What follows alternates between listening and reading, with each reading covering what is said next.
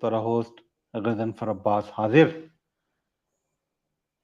ਮੁਖਤਸਰ ਵਕਫੇ ਦੇ ਬਾਅਦ ਅੱਜ ਵੱਲ ਮੈਂ ਤੁਹਾਡੇ ਵਾਸਤੇ ਗਿਣ ਕੇ ਆਇਆ ਸਹੀ ਰਿਫਤ अब्बास ਦਾ ਨਾਵਲ ਨੀਲਿਆਂ ਸਿੱਲਾਂ ਪਿੱਛੋਂ 14ਵੀਂ ਦਰੀ ਪੇਸ਼ ਕਰੇ ਸਾਂ। ਅਗਲੇ ਦਿਨ ਧੰਮੀ ਨਾਲ ਮੁਜ਼ੱਫਰ ਬੁਖਾਰੀ ਉਹਦੇ ਫਲੈਟ ਤੇ ਪੁੱਜ ਗਿਆ ਤੇ ਦੋਹੇ ਗੱਲ ਹੀ ਕਰੇਂਦੇ ਹੋਏ ਅੰਦਰੂਨ ਸ਼ਹਿਰ ਤੋਂ ਟੁਰ ਪਏ। ਮੁਜ਼ੱਫਰ ਬੁਖਾਰੀ ਬੋਲਿਆ, ਮੈਂ ਸਾਰੀ ਰਾਤ ਨੀਲੇ ਰੰਗ ਤੇ ਨੀਲਿਆਂ ਸਿੱਲਾਂ ਬਾਰੇ ਸੋਚਦਾ ਰਹਿ ਗਿਆ।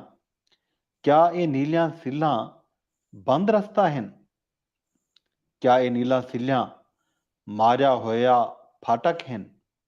ਕਿਆ ਇਹ ਨੀਲਿਆਂ ਸਿੱਲਾਂ in ਸ਼ਹਿਰ ਕੂ ਵਜਾ ਹੋਇਆ ਜੰਦਰਾ ਹਨ? ਕਿਆ ਇਹ ਨੀਲਿਆਂ ਆਮ ਜਣੇ ਦੇ ਉਪੱਠ ਲਿਖੇ ਹੋਏ ਪੋਸਟਰ ਹਨ? ਮੁਜ਼ੱਫਰ ਬੁਖਾਰੀ ਹਿੱਕੇ ਸਵਾਲ ਵਿੱਚ ਬਹੁ ਸਾਲੇ ਸਵਾਲ ਰੱਖ ਦਿੱਤੇ ਹਨ। ਹੁਕੂ ਖੁਸ਼ੀ ਥਈ ਜੋ ਮੁਜ਼ੱਫਰ ਬੁਖਾਰੀ ਸਾਰੀ ਰਾਤੀ ई ਨੀਲੇ ਰੰਗ ਦੀ ਦਿਖਾਲੀ ਬਾਰੇ ਸੋਚੇ ਤੇ ਨੀਂਹ ਚੜ੍ਹਦਿਆਂ ਹੀ ਆਪਣੀ ਗਾਲ ਕਰਨ ਸਾਂਗੇ ਪੁੱਜ ਗਿਆ ਹੈ। ई ਵੇਲੇ ਅੰਦਰੂਨ ਮੁਲਤਾਨ ਜਾਗ ਗਿਆ ਹਾ। ਲੋਕ ਆਪਣੀ ਆਪਣੀ ਨਿਰਹਾਨ ਪੈ ਕਰੇਂਦੇ ਹਨ। ਗਲੀਆਂ ਬਾਜ਼ਾਰਾਂ ਦੀ ਸਫਾਈ ਸੁਥਰਾਈ ਪਈ ਥੀਂਦੀ ਹੈ। ਕੁਝ ਚਿਰ ਪਿੱਛੋਂ ਦੁਕਾਨਾਂ ਖੁੱਲਣ ਵਾਲੀਆਂ ਹਨ। ਇਹ ਘੜੀ ਸ਼ਹਿਰ ਵਿੱਚ ਅਕਸਰ ਅੰਦਰੂਨ ਦੇ ਲੋਕ ਹੀ ਪੈ ਦਿਸਦੇ ਹਨ ਤੇ ਉਹਨਾਂ ਵਾਂਗੂ ਬਿਰੋਨ ਦਾ ਕੋਈ ਮਾਣੂ ਨਿਰਹਾਨ ਕੀਤੇ ਅੰਦਰ ਟੁਰ ਆਇਆ ਹਾ ਤੇ ਨਾਲ ਇੱਕ ਚਾਹਖਾਨੇ ਵਿੱਚ ਬਹਿ ਗਏ। ਇਹ ਚਾਹਖਾਨੇ ਵਿੱਚ ਬਹੁਤ ਸਾਰੇ ਲੋਕ ਨਾਸ਼ਤਾ ਪੈ ਕਰੇਂਦੇ ਹਨ। ਮੁਜ਼ੱਫਰ ਬੁਖਾਰੀ ਵੱਧ ਬੋਲਿਆ, ਕਿਆ ਇਹਨਾਂ ਨੀਲਿਆਂ ਸਿੱਲਾਂ ਦਾ ਸਾਰਾ ਸੁਣਪ ਫਿੱਟਾ ਥੀ ਵੇਸੀ? ਕਿਆ ਲੋਕ ਨੀਲਾ ਸਿੱਲਾਂ ਅੱਗੋਂ ਉੱਠੀ ਖੜੇ ਥੀ ਸਨ? ਕਿਆ ਨੀਲਿਆਂ ਸਿੱਲਾਂ ਵਾਲੇ ਸ਼ਹਿਰ ਆਪਣੇ ਸੁਣਪ ਤੋਂ ਵਾਂਝੇ ਥੀ ਵੇਸਨ? ਮੁਜ਼ੱਫਰ ਬੁਖਾਰੀ ਸਾਰੀ ਰਾਤ ਸਵਾਲ ਇਕੱਠੇ ਕੀਤੇ ਹਨ ਤੇ ਹੁਣ ਨਿਰਹਾਨ ਪਿੱਛੋਂ ਸਿਗਰਟ ਬਖਾ ਗਿੱਦੀ ਹੈ। ਇਹ ਇੱਕ ਖੁੱਲਾ ਚਾਹਖਾਨਾ ਹਾ ਜਿੱਥਾਂ ਸਿਗਰਟ ਪੀਵਣ ਕੀਤੇ ਉੱਠੀ ਕੇ ਬਾਹਰ ਨਾ ਵੰਜਣਾ ਪਾਉਂਦਾ ਹਾ। ਮੁਜ਼ੱਫਰ ਬੁਖਾਰੀ ਸਿਗਰਟ ਦੇ ਪੀਵਣ ਤਾਈਂ ਚੁੱਪ ਬੈਠਾ ਰਹਿ ਗਿਆ ਤੇ ਵਤ ਅਲਵਾਇਆ, ਇਹ ਬਾਰੇ ਤੂੰ ਕਿਆ ਆਦੇ? ਉਹ ਮੁਜ਼ੱਫਰ ਬੁਖਾਰੀ ਕੋ ਧਿਰਤਾ ਵਿੱਚੋਂ ਡਿੱਠਿਆ ਤੇ ਬੋਲਿਆ, ਇਹ ਨੀਲਿਆਂ ਸਿੱਲਾਂ ਦੇ ਫੋਗ ਜਾਂ ਇੱਕ ਸ਼ਹਿਰ ਦੇ ਆਪਣੇ ਸੁਣਪ ਤੋਂ ਵਾਂਝਾ ਥੀਵਣ ਦੀ ਗੱਲ ਨਹੀਂ। ਇਹ ਕਈ ਤਰ੍ਹਾਂ ਦੀ ਥੁੜ ਦਿੱਲੀ ਜਾਂ ਗਲਹਪ ਦਾ ਵੀ ਮਾਮਲਾ ਨਹੀਂ। ਇਹ ਨੀਲਿਆਂ ਸਿੱਲਾਂ ਬਾਰੇ ਕੋਈ ਉਟਕਾਬਾਜ਼ੀ ਵੀ ਨਹੀਂ ਜੋ ਇਹਨਾਂ ਕੋ ਵਿਗਾੜਿਆ ਵੰਜੇ। ਮੇਰਾ ਕੱਲ ਦਾ ਝਾਕਾ ਜਾਂ ਅੱਜ ਦਾ ਜਿਹੜਾ ਇਹਨਾਂ ਨੀਲਿਆਂ ਸਿੱਲਾਂ ਦੇ ਵਰਤਾਰੇ ਬਾਰੇ ਹੈ। ਮੈਂ ਸਮਝਦਾ ਜੋ ई ਕੀਮੀਆ ਦੇ ਦਰਿਗੇ ਹੰਡਾ ਪਾਰੂ ਹਾਕਮੇ ਇਹਨਾਂ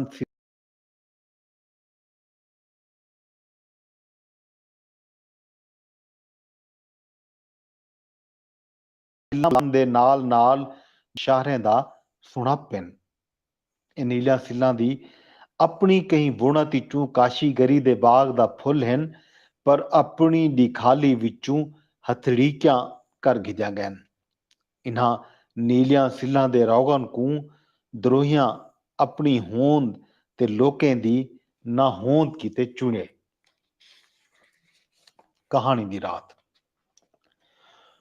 ਉਹ ਮੁਜ਼ੱਫਰ ਬੁਖਾਰੀ ਦੇ ਸੱਦੇ ਤੇ ਉਹਦੇ ਘਰ ਪੁੱਜਾ ਤਾਂ ਉੱਥਾਂ ਲਿਖਾਰੀ ਹਬੀਬ ਫੁਲਾਈ ਤੇ ਉਹਦੀ ਪ੍ਰੀਤਾਨੀ ਰਾਹਤ ਪਟੋਲੀ ਆਏ ਬੈਠੇ ਹਨ ਤੇ ਕਮਰੇ ਦੇ ਚਾਨਣ ਵਿੱਚ ਹਾਰ ਦੀ ਸ਼ਾਮ ਦਾ ਇੱਕ ਚੰਗਾ ਸੰਯੋਗ ਬਣ ਗਿਆ ਹਾ। ਬਾਹਰੋਂ ਭਾਵੇਂ ਹਾਲੀ ਤਈ ਲੁਆਰ ਪਈ ਪਾਉਂਦੀ ਹੈ,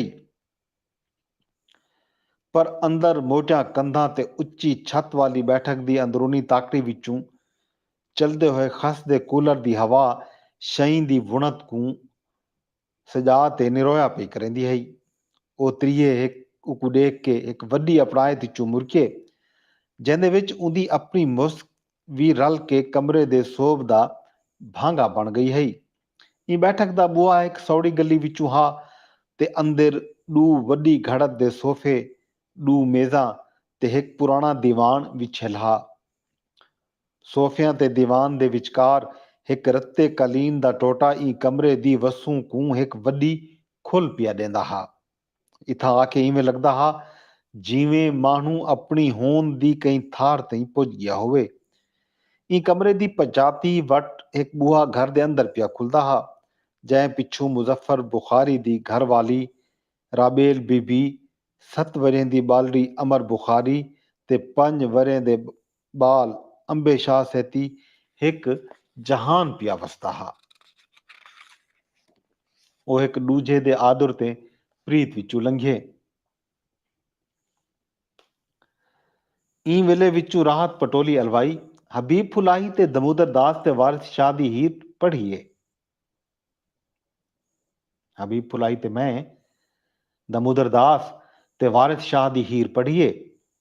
ਇਹ ਕਤਲ ਦੀ FIR ਕਟਵਾਉਣ ਵਿੱਚ ਅਸਾਂ ਦੋਹੇ ਤੁਹਾਡੇ ਇਕੱਠੇ ਹੈ। ਉਹ ਕੋ ਯਾਦ ਆਇਆ ਜੋ ਉਹ ਕਈ ਵੇਲੇ ਹਬੀਬ ਫੁਲਾਹੀ ਕੋ ਦਮੋਦਰ ਦਾਸ ਤੇ ਵਾਰਿਸ ਸ਼ਾਹ ਦੀ ਹੀਰ ਪੜ੍ਹਨ ਦਾ ਆਖਿਆ हा। ਇਹ ਗੱਲ ਤੇ ਹਬੀਬ ਫੁਲਾਹੀ ਦਸਾਇਆ हा ਜੋ ਉਹ ਕਦਹੀਂ ਹੀਰ ਵਾਰਿਸ ਸ਼ਾਹ ਪੜ੍ਹੀ ਹੈ ਤੇ ਹੁਣ ਦਮੋਦਰ ਦਾਸ ਦੇ ਨਾਲ ਵਾਰਿਸ ਸ਼ਾਹ ਕੋ ਵੀ ਵਲਦਾ ਪੜ੍ਹਸੀ।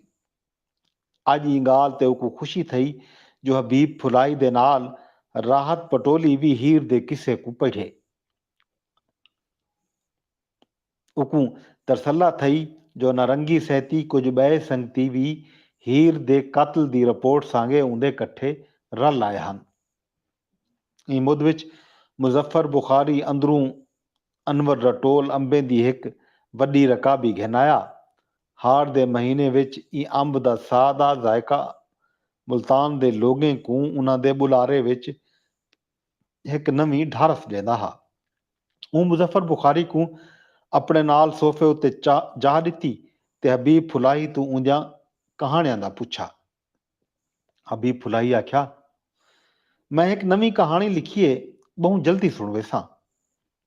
ਮੁਜ਼ੱਫਰ ਬੁਖਾਰੀ ਆਦਰ ਨਾਲ ਸੀਨੇ ਤੇ ਹੱਥ ਧਰਿਆ ਤੇ ਬੋਲਿਆ, ਤੁਸਾਂ ਕੋਈ ਨਾਵਲ ਕਿਉਂ ਨਹੀਂ ਲਿਖਦੇ? ਕਿਆ ਅੱਜ ਧਰਤੀ ਵਾਸੇ ਦੇ ਬੋਲਣ ਦੀ ਵਾਰੀ ਨਹੀਂ? ਲਿਖਾਰੀ ਬੋਲਿਆ, ਮੈਂ ਇੱਕ ਨਾਵਲ ਲਿਖੇ ਪਰ ਹਾਲੇ ਤਾਈਂ ਇੰਦੀ ਸਿੱਤ ਪਈ ਟੁਰਦੀ ਹੈ।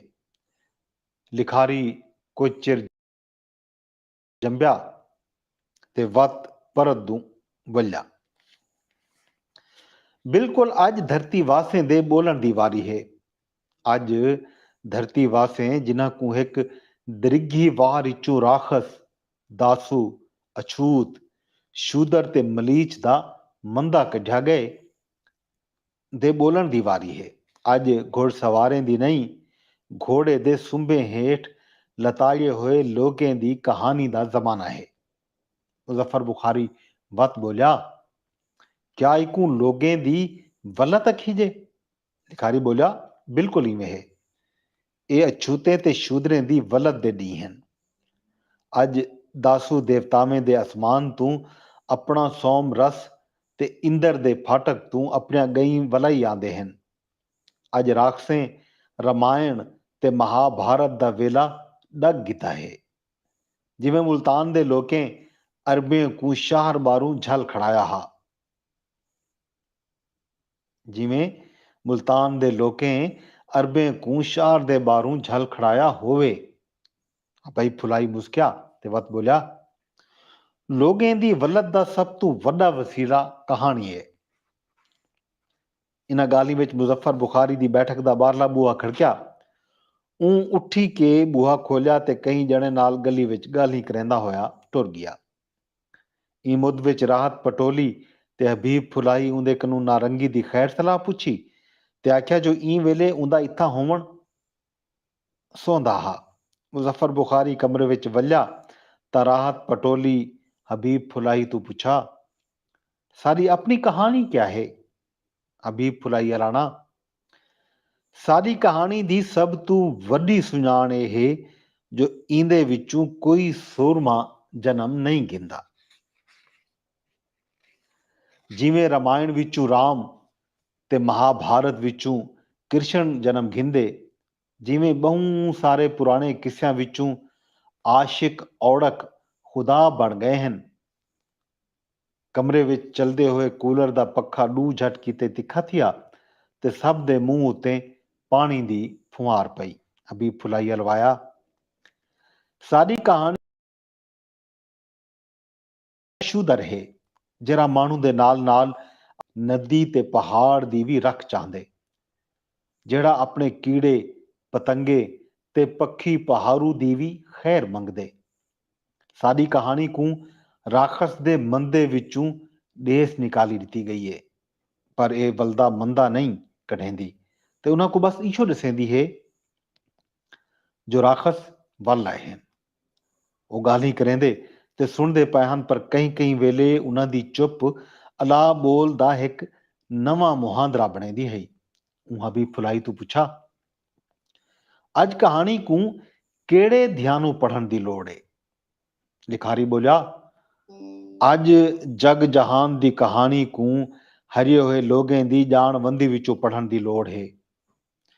ਅੱਜ ਰਾਖਸ ਦੇ ਰੋਜ਼ ਨਾਮਚੇ ਤੇ ਸ਼ੂਦਰ ਦੀ ਡਾਇਰੀ ਦਾ ਵੇਲਾ ਹੈ। ਜਿਵੇਂ ਸਾਡੇ ਵਜਕਿਆਂ ਦੇ ਠੁੱਲੇ ਆਨੇ ਵਲਦੇ ਬਲ ਪੋਵਨ, ਜਿਵੇਂ ਮਛੇਰੇ ਦੀ ਰੱਛ ਵਿੱਚੋਂ ਡੀਂਹ ਪਿਆ ਚੜਦਾ ਹੋਵੇ। ਹਬੀਬ ਫੁਲਾਈ ਕੁਝ ਦੇਰ ਆਪਣੇ ਸੰਗਤਿਆਂ ਕੋ ਡੇਦਾ ਰਹਿ ਗਿਆ ਤੇ ਵਤ ਤਲਵਾਇਆ। ਧਾੜੇਲ ਆਪਣੇ ਘੋੜੇ ਤੇ ਬਹਿਰੀ ਜਹਾਜ਼ੇ ਤੋਂ ਲੱਥੇ ਤੇ ਆਪਣੇ ਵਪਾਰ, ਧਰਮ, ਬੰਦੂਕ ਤੇ ਨਾਵਲ ਕੋ ਸਾਡੇ ਪਰਤਾਵੇਂ ਵਰਤਿਆ, ਪਰ ਅਸਾਂ ਆਪਣੀ ਕਹਾਣੀ ਕੋ ਉਹਨਾਂ ਦੇ ਉਪੱਠ ਨਹੀਂ ਵਰਤੇਂਦੇ। ਅੱਜ ਕੋਈ ਵੀ ਕਹਾਣੀ ਕਈ ਜਣੇ ਜਾਂ ਕੌਮ ਦੇ ਪੁੱਠਲ ਨਹੀਂ ਵਰਤਾਈ ਬਣ ਸਕਦੀ। ਕਈ ਵੀ ਕਹਾਣੀ ਵਿੱਚ ਕਤਲ ਕੋ ਨਹੀਂ ਲੁਕਾਇਆ ਬਣ ਸਕਦਾ। ਅੱਜ ਕੋਈ ਵੀ ਕੌਮ ਨਾਵਲ ਵਿੱਚ ਆਪਣੇ ਸੱਤ, ਧਰਮ, ਲੋਭ ਤੇ ਕ੍ਰੋਧ ਦਾ ਤਮਾਸ਼ਾ ਨਹੀਂ ਲਾ ਸਕਦੀ। ਇਹ ਪਾਰੂ ਕਹਾਣੀ ਦੀ ਅਜੋਕੀ ਜਾਣਵੰਦੀ ਵਿੱਚ ਬਹੁਤ ਸਾਰੀ ਕੌਮਾਂ ਦੇ ਨਾਵਲ ਕੋ ਬਲਦਾ ਪੜ੍ਹਨ ਦੀ ਲੋੜ ਹੈ। ਅਸਾਂ ਇਹਨਾਂ ਦੀ ਤਾਰੀਖ ਦਾ ਭੋਗ ਤਾਂ ਭੋਗੇ, ਪਰ ਨਾਵਲ ਦਾ ਦਰੋਹ ਝੱਲਣ ਤੋਂ ਇਨਕਾਰੀ ਹੈ। ਰਾਤ ਹੌਲੇ ਹੌਲੇ ਅੱਗਾਂ ਪਈ ਟੁਰਦੀ ਹੈ। ਗਾਲੀ ਵਿੱਚੋਂ ਗਾਲੀ ਪਿਆਂ ਡੁੱਸਦਿਆਂ ਹਨ। ਅੱਜ ਉਹ ਆਪਣੇ ਇੱਕ ਲਿਖਾਰੀ ਕੋ ਖੁੱਲ ਕੇ ਬੋਲਣ ਦਾ ਮਾਣ ਪੈ ਦਿੰਦੇ ਹਨ। ਇਹ ਕਹਾਣੀ ਦੀ ਰਾਤ ਹੈ। ਉਹ ਆਪਣੇ ਜੀਵਨ ਕੋ ਆਪਣੀ ਦੇਵਮਾਲਾ ਤੇ ਕਿਸੇ ਤੋਂ ਅਗੂਹੀ ਇੱਕ ਬਾਂਧ ਵਿੱਚ ਘਿਨ ਆਏ ਹਨ। ਉਹ ਇੱਕ ਨਵੇਂ ਵੇਲੇ ਵਿੱਚ ਹੋਂਦਿਆਂ ਦੀ ਆਪਣੇ ਵਡਕਿਆਂ ਨਾਲ ਗੰਢੇਲ ਹਨ ਤੇ ਵੇਲੇ ਦੀ ਸਾਰੀ ਤੰਦ ਕੂ ਪੈ ਦੇਦੇ ਹਨ, ਜਿਹਦੇ ਦੂਹੇ ਸਿਰਿਆਂ ਤੇ ਕਈ ਜੁੜਤ ਦੇ ਘੁੰਘਰੂ ਬੱਧੇਲ ਹਨ। ਜਦਣ ਵੀ ਕੋਈ ਰਲ ਬਾਵਣ ਦੀ ਘੜੀ ਨਿਕਲਦੀ ਹੈ, ਇਹ ਘੁੰਘਰੂ ਵੱਜਦੇ ਹਨ। ਇਹ ਰਾਤ ਦੀ ਬਾਂਧ ਵਿੱਚੋਂ ਹਬੀਬ ਫੁਲਾਈ ਬੋਲਿਆ, ਕਹਾਣੀ ਨਾਲ ਤਲਵਾਰ ਰੱਖ ਦਿਓ ਤਾਂ ਉਹ ਧਰਮ ਬਣਵੇਂਦੀ ਹੈ। ਲਿਖਾਰੀ ਵਤ ਬੋਲਿਆ, ਕਹਾਣੀ ਨਾਲ ਬੰਦੂਕ ਰੱਖ ਦਿਓ ਤਾਂ ਉਹ ਕਬਜ਼ਾ ਗੀਰੀ ਬਣਵੇਂਦੀ ਹੈ। ਮੁਜ਼ੱਫਰ ਬੁਖਾਰੀ ਆਪਣੇ ਖੀਸੇ ਵਿੱਚੋਂ ਸਿਗਰਟ ਦੀ ਡੱਬੀ ਤੇ ਮਾਚਿਸ ਕੱਢ ਕੇ ਮੇਜ਼ ਤੇ ਰੱਖੀ। ਹਬੀਬ ਫੁਲਾਈ ਕੋ ਸਿਗਰਟ ਪਖਾਵਣ ਤੇ ਪੀਵਣ ਦਾ ਆਖਿਆ। ਬੁਖਾਰੀ ਮੁਸਕਿਆ ਤੇ ਬੋਲਿਆ, ਇਹ ਤਾਂ ਕਹਾਣੀ ਕੋ ਕਈ ਕੌਮ ਦੇ ਉਪੱਟ ਵਰਤਣ ਵਾਲੀ ਗਾਲ ਹੈ। ਹਬੀਬ ਫੁਲਾਈ ਆਖਿਆ, ਇਵੇਂ ਹੈ। ਅਕਸਰ ਧਾੜਲ ਕੌਮਾਂ ਆਪਣੀ ਕਹਾਣੀ ਕੋ ਸੌਦਾਗਰੀ, ਘੋੜਿਆਂ ਤੇ ਦੁਖਾਨੀ ਜਹਾਜ਼ੇ ਨਾਲ ਅੱਗਾਂ ਟੋਰੇ। ਉਹਨਾਂ ਆਪਣੀ ਦੇਵਮਾਲਾ ਕੋ ਵੀ ਤਿਜਾਰਤ ਕੀਤੇ ਵਰਤੇ ਤੇ ਇਕੂ ਧਰਮ ਆਖੇ। ਸਾਡੀ ਕਹਾਣੀ ਇਹੋ ਸਮਾਂ ਘੋੜਾ ਜਾਂ ਸਮੁੰਦਰੀ ਜਹਾਜ਼ ਨਹੀਂ ਬਣਦੀ ਤੇ ਨਾ ਹੀ ਆਪਣੀ ਦੇਵਮਾਲਾ ਕੋ ਧਰਮ ਸਰੀਦੀ ਹੈ। ਸਾਡੀ ਕਹਾਣੀ ਮਫਤੂਹਾ ਲੋਕਾਂ ਦੇ ਖੁੱਲ ਵਸਣ ਦੀ ਕਲਾ ਹੈ। ਮੁਜ਼ੱਫਰ ਬੁਖਾਰੀ ਵਲਦਾ ਬੋਲਿਆ, ਇਹ ਕਲਾ ਵਿੱਚੋਂ ਅਸਾਂ ਆਪਣੀ ਕਹਾਣੀ ਦੀ ਬੁਣਤ ਕਿਵੇਂ ਕरेंਦੇ ਹਾਂ? ਹਬੀਬ ਫੁਲਾਈ ਮੁਰਕਿਆ, ਸਾਡੀ ਕਹਾਣੀ ਦੀ ਬੁਣਤ ਇੱਕੋ ਲਿਖਾਰੀ ਨਹੀਂ ਕਰੇਂਦਾ। ਇਹ ਕਹਾਣੀ ਵਿੱਚ ਵਡਕਿਆਂ ਦੇ ਹਜ਼ਾਰਾਂ ਹੱਥ ਤੇ ਮੱਥੇ ਬਖਦਨ। ਇਹ ਕਥਾ ਵਿੱਚ ਸਾਡੇ ਪੁਰਖਾਂ ਦੀਆਂ ਹਜ਼ਾਰਾਂ ਅੱਖੀਂ ਤੇ ਕੰਨ ਜਗਾਰੇ ਵਿੱਚ ਹੁੰਦਨ। ਇਹ ਅੱਖੀਂ ਤੇ ਕੰਨ ਪੰਨਾ ਪਿੜ ਪੰਨਾ ਪੂਰੀ ਕਹਾਣੀ ਦੀ ਸਿੱਤਰ ਕਰੇਂਦਨ। ਇਹ ਅੱਖੀਂ ਜੜ ਤੋਂ ਪੂੰਬਲ ਤਾਈਂ ਸ਼ਬਦ ਦੇ ਖਿਲਾਰ ਕੋ ਕੁੰਝੇਂਦਨ ਤੇ ਇੱਕ ਮਾਨੀ ਕੂ ਬੇ ਮਾਨੀ ਦੀ ਸਲਾੜ ਵਿੱਚ ਰੱਖਦਨ। ਇਹ ਕੰਨ ਮੁੰਡ ਤੂੰ ਪਾਨ ਤਈ शब्द दे उचार को गंढेंदन ते एक अला को बै अला दी संभाल ते घेनांदन। लिखारी अपनी गाल को गंढिया वध के जबान विच वसदन। ओ जबान जा घट्टियां विच हमेश तू आबाद आंदे पैन ते अला बोल तू घिन के लिखत पढ़त तई ध्यान दी वुणत विच हथ बनेंदन।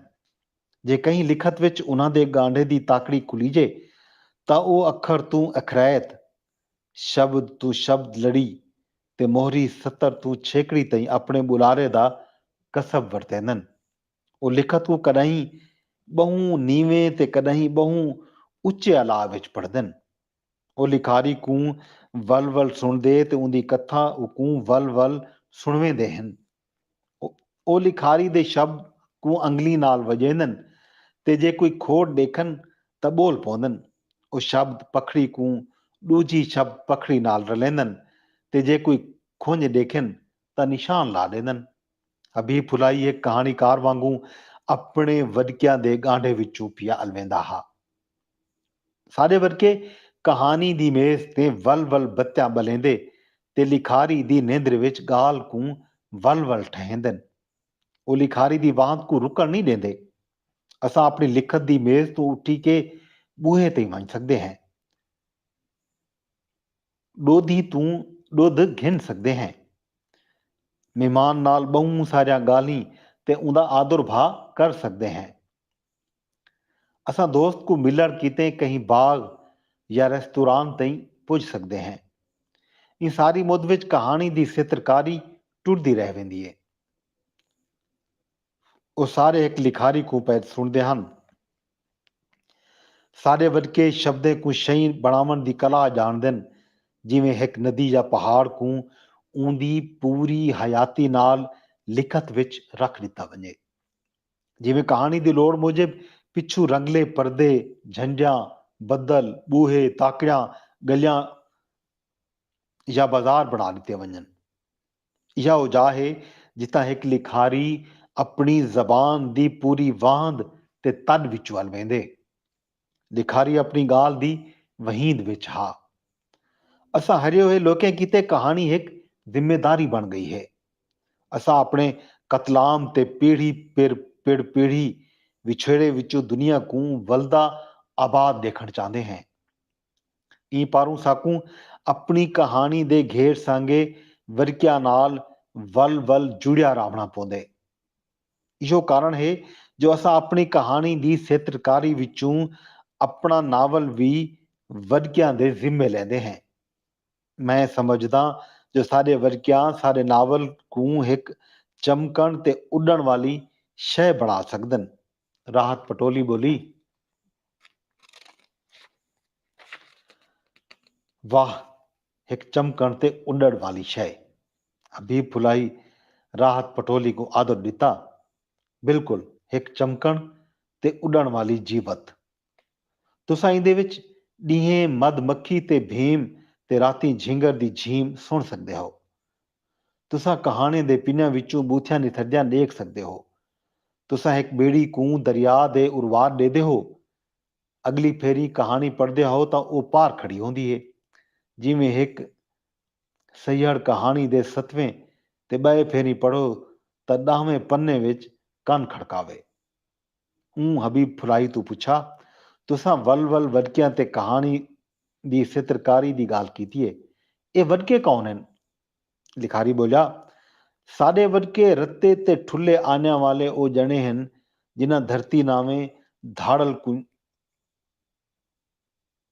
झल्ले। असां भावें दुनिया दी कहीं भी चोंडे चुचू आए होवों, ये साडे वडके हैं। इन्हां वडकियां नाल साडा सांगा हवा पानी ते धरती विचों निसरदी हुई घाह वांगू है। ये सारे राखस दासू शूदर अछूत ते मलीच समें शब्द साडे वडकिया को धाड़ल वल्लों कढे हुए मंदे हैं। अज असां राखस या दासू को अपना वडका आख के इन्हां धरती जाया को मंदे विचों बाहर कढिया है। असां राखस को एक फेरी वत आदर वंद जना बना दिता है ते आख सकते हैं जो असां खुद राखस हैं। कोई देखे ता ਇਹ ਰਾਖਸ ਹੀ ਸਾਡੇ ਵਰਕੇ ਹਨ ਜਿਹੜੇ ਕਹਾਣੀ ਦੀ ਚਿੱਤਰਕਾਰੀ ਕਰੇਂਦਨ। ਬਾਹਰੋਂ ਮੁਲਤਾਨ ਦੀ ਰਾਤ ਪਈ ਢਲਦੀ ਹੈ ਤੇ ਉਹ ਸਾਰੇ ਡੇਦੇ ਪਏ ਹਨ ਜੋ ਇੱਕ ਕਹਾਣੀਕਾਰ ਬਹੁ ਸਾਰੀਆਂ ਸ਼ਈ ਕੋ ਪਲੇਂਦਾ ਪਏ। ਉਹ ਰਾਖਸ ਤੇ ਵਰਕੇ ਦੇ ਮਾਨੀ ਬਦਲਾ ਦਿੱਤੇ ਹਨ। ਇਹ ਉਹਨਾਂ ਕੀਤੇ ਇੱਕ ਵੀਕੇ ਵੇਲੇ ਕਹਾਣੀ ਤੇ ਹਯਾਤੀ ਦੀ ਉਠਾਣ ਦਾ ਵੇਲਾ ਹਾ। ਇਹ ਘੜੀ ਬਹੁ ਸਾਰੀਆਂ ਸ਼ਈ ॿियां बहु सारियां शइ नाल रल गया ਹਨ ਤੇ ਹਬੀਬ ਫੁਲਾਈ ਵਲਾ ਪਿਆ ਆਂਦਾ ਹਾ। ਸਾਰੀ ਕਹਾਣੀ ਸਾਡੇ ਨਾਵੇਂ ਕੂ ਨਿਤ ਰਹਿੰਦੀ ਹੈ। ਸਾਡੇ ਪੁਰਖਾਂ ਆਪਣੇ ਨਾਵੇਂ ਦੀ ਜਾਹ ਤੇ ਧਾੜਲ ਦਾ ਕੱਢਿਆ ਹੋਇਆ ਮੰਦਾ ਹੰਡਾਏ ਤੇ ਸਾਡੇ ਅਜੋਕੇ ਨਾਵੇਂ ਨਾਲ ਵੀ ਬਹੁ ਸਾਰੀ ਤਰੋਟ ਹੈ। ਅਸਾਂ ਅੱਜ ਜਿਹੜੇ ਨਾਵੇਂ ਨਾਲ ਪਏ ਜੀਂਦੇ ਹਾਂ ਉਹਨਾਂ ਵਿੱਚੋਂ ਅਕਸਰ ਧਾੜਲ ਦੀ ਰੀਤ ਵਿੱਚੋਂ ਲੱਥਨ। ਇਹਾ ਹੀ ਭੋਏ ਦੀ ਖਸੀਜ ਪਿੱਛੋਂ ਚੇਤੇ ਦੀ ਮਲੀਜ ਹੈ। ਅਸਾਂ ਅੱਜ ਆਪਣੇ ਹਬੀਬ ਫੁਲਾਈ ਤੇ ਮੁਜ਼ੱਫਰ ਬੁਖਾਰੀ ਜਿਹੇ ਨਾਵੇਂ ਦੀ ਤਰਸਲਾ ਵਿੱਚ ਹੰਢਦੇ ਹਾਂ। ਇਹ ਨਾਂ ਸਾਡੇ ਮਾਂ ਪਿਓ ਰੱਖਦਨ ਤੇ ਸਾਕੂ ਚੰਗੇ ਲੱਗਦਨ, ਪਰ ਇਹਨਾਂ ਪਿੱਛੋਂ ਕੋਈ ਚੜ੍ਹਤ ਵੀ ਟੁਰਦੀ ਹੈ। ਇਹ ਨਾਂ ਭਾਵੇਂ ਸਾਡੀ ਰੋਜ਼ ਦੀ ਹਯਾਤੀ ਦੇ ਸੁਣਪ ਵਿੱਚ ਰਲ ਮਿਲ ਵੇਂਦਨ, ਪਰ ਇਹਨਾਂ ਪਿੱਛੋਂ ਕੋਈ ਉਪਰਪ ਦਾ ਵੇਲਾ ਵੀ ਹੈ। ਅਸਾਂ ਬਹੁ ਸਾਰੇ ਨਾਂ ਆਪਣੇ ਕਾਤਲੇ ਦੇ ਨਾਂ ਉੱਤੇ ਰੱਖਦੇ ਹਾਂ। ਇਹੋ ਹਜੇ ਤੇ ਵੱਠੇ ਹੋਏ ਇਸ਼ਾਰਿਆਂ ਦਾ ਡੁਪਰਪ ਹੈ। ਇਹੋ ਸਾਡੀ ਹਯਾਤੀ ਦਾ ਲੁਕਾਵਾਂ ਟੁਕੜਾ ਹੈ। ਅਸਾਂ ਇਹਨਾਂ ਨਾਵੇਂ ਕੋ ਰੱਦ ਨਹੀਂ ਕਰੇਂਦੇ ਜੋ ਇਹ ਹੁਣ ਸਾਡੇ ਆਪਣੇ ਨਾਂ ਹਨ, ਤੇ ਨਾ ਹੀ ਮੁਕਾਵਣ ਚਾਹੁੰਦੇ ਹਾਂ ਜੋ ਕहीं ਵੀ ਜਣੇ ਦਾ ਨਾਂ ਮੁਕਾਵਣ ਕਿਤੇ ਨਹੀਂ ਹੁੰਦਾ। ਹਬੀਬ ਫੁਲਾਈ ਦੇ ਧਿਆਨ ਕੋ ਵਧਾਇਆ। ਸਾਡੇ ਬਹੁ ਸਾਰੇ ਨਾਂ ਵੀ ਤਾਂ ਨੀਲੀਆਂ ਰੋਗਨੀ ਸਿਲਾਂ ਹਨ। ਹਬੀਬ ਫੁਲਾਈ, ਮੁਜ਼ੱਫਰ ਬੁਖਾਰੀ ਤੇ ਰਾਹਤ ਪਟੋਲੀ ਕੋ ਬਹੁ ਸਾਰੀ ਅਪਣਾਇਤ ਵਿੱਚੋਂ ਡਿਠਾ। ਹਬੀਬ ਫੁਲਾਈ ਆਖਿਆ, ਸਾਡੀ ਅਕਸਰ ਸ਼ਬਦ ਵੀ ਨੀਲੀਆਂ ਰੋਗਨੀ ਸਿਲਾਂ ਹਨ। ਇਹ ਨਾ ਹੋਵਨ ਜਾਂ ਸ਼ਬਦ ਕਹਾਣੀ ਵਿੱਚ ਖੁੱਲਦਨ। ਇਹ ਮੁੱਧ ਵਿੱਚ ਅੰਦਰੋਂ ਰਾਤ ਦੀ ਮਾਨੀ ਆਈ, ਚਾਹ ਪੁੱਜੀ, ਪਰ ਉਹਨਾਂ ਦੀਆਂ ਗਾਲੀਂ ਕਮਰੇ ਦੇ ਅਸਮਾਨ ਤੇ ਟਿਮਕਦਿਆਂ ਰਹਿ ਗਈਆਂ। ਇਹ ਵੇਲੇ ਵਿੱਚ ਮੁਜ਼ੱਫਰ ਬੁਖਾਰੀ ਕਈ ਫੇਰੀ ਸਿਗਰਟ ਪੀਵਣ ਕਿਤੇ ਕਮਰੇ ਵਿੱਚੋਂ ਉੱਠੀ ਕੇ ਬਾਹਰ ਗਲੀ ਵਿੱਚ ਵੇਂਦਾ ਤੇ ਵਲਦਾ ਰਿਹਾ। ਇਹ ਅਰਸੇ ਵਿੱਚ ਮੁਜ਼ੱਫਰ ਬੁਖਾਰੀ ਦੀ ਜ਼ਾਲ ਰਾਬੇਲ ਬੀਬੀ ਤੇ ਉਹਦੀ ਧੀ ਅਮਰ ਬੁਖਾਰੀ ਤੇ ਪੁੱਤਰ ਅੰਬਾ ਸ਼ਾਹ ਬੈਠਕ ਵਿੱਚ ਆਏ। ਰਾਬੇਲ ਬੀਬੀ ਮਹਿਮਾਨ ਨਾਲ ਗਾਲੀਂ ਕੀਤਾ। ਅਮਰ ਤੇ ਅੰਬੇ ਸ਼ਾਹ ਸਭ ਨਾਲ ਹੱਥ ਮਿਲਾਇਆ। ਕਮਰੇ ਵਿੱਚ ਖੇਜੇ ਤੇ ਵਤ ਆਪਣੀ ਮਾਂ ਇਕੱਠੇ ਅੰਦਰ ਲੱਗੇ ਗਏ। ਇਹ ਮੁੱਦ ਵਿੱਚ ਰਾਹਤ ਪਟੋਲੀ ਅਲਵਾਈ, ਅੱਜ ਅਸਾਂ ਹੀਰ ਦੇ ਕਤਲ ਦੀ FIR ਦਰਜ ਕਰਾਉਣ ਬਾਰੇ ਬੋਲੂੰ। ਸਾਕੂ ਕਹੀਂ ਤ੍ਰੇਮਿਤ ਦੇ ਕਤਲ ਦੀ ਜ਼ਿੰਮੇਵਾਰੀ, ਭਾਵੇਂ ਉਹ ਕਤਲ ਕਹੀਂ ਕਿਸੇ ਵਿੱਚ ਹੀ ਕਿਉਂ ਨਾ ਥਿਆ ਹੋਵੇ, ਚਾਮਣੀ ਹੈ। ਇਹ ਸਾਰਾ ਵੇਲਾ ਉਹਨਾਂ ਦੀਆਂ ਅੱਖੀਂ ਵਿੱਚ ਬਲਦਾ ਤੇ ਬੂਥਿਆਂ ਤੇ ਬਕਤਾ ਪਿਆ ਹਾ। ਉਹ ਬੁਲੇਂਦੇ ਤੇ ਸੁਣਦੇ ਪਏ ਹਨ। ਉਹ ਇੱਕ ਦੂਜੇ ਕੂ ਕਹੀਂ ਵੱਡੇ ਆਦਰ ਵਿੱਚੋਂ ਡੇਹਦੇ ਪਏ ਤੇ ਦਿਸਦੇ ਪਏ ਹਨ, ਜਿਵੇਂ ਦੁਨੀਆ ਕੂ ਰਲ ਬਾਵਣ ਤੇ ਗਾਲ ਕਰਨ ਦੀ ਸਮਝ ਆ ਗਈ ਹੋਵੇ। ਮੁਜ਼ੱਫਰ ਬੁਖਾਰੀ ਬੋਲਿਆ, ਹੀਰ ਦੇ ਕਤਲ ਦੀ FIR ਚਾਕ ਕਰਾਉਣ ਵਿੱਚ ਮੈਂ ਤੁਹਾਡੇ ਨਾਲ ਹਾਂ। ਅਸਾਂ ਕੁਝ ਡੀਆਂ ਤਾਈਂ ਇੱਕ ਵਕੀਲ ਕੂ ਮਿਲਦੇ ਪਏ ਹਾਂ। ਜੀ ਦੋਸਤੋ, ਇਹ ਹੀ ਸਹੀ ਰਿਫਤ ਅब्बास ਦਾ ਨਾਵਲ ਨੀਲੀਆਂ ਸਿਲਾਂ ਪਿੱਛੋਂ ਉਹਦੀ 14ਵੀਂ ਦਰੀ ਮੈਂ ਅੱਜ ਤੁਹਾਡੇ ਨਾਲ ਸਾਂਝੀ ਕੀਤੀ ਹੈ। ਬਾਕੀ ਦਰਿਆ ਟੋਟਲ 32 ਹਨ। ਇਹ ਸਾਰਿਆਂ ਦਰਿਆ ਰਲ ਕੇ ਝਾਕਸੂੰ। ਅੱਜ ਆਪਣੇ ਦੋਸਤ, ਆਪਣੇ ਹੋਸਟ ਗਦਨਫਰ अब्बास को इजाज़त दियो। रब सोने दे हवाले।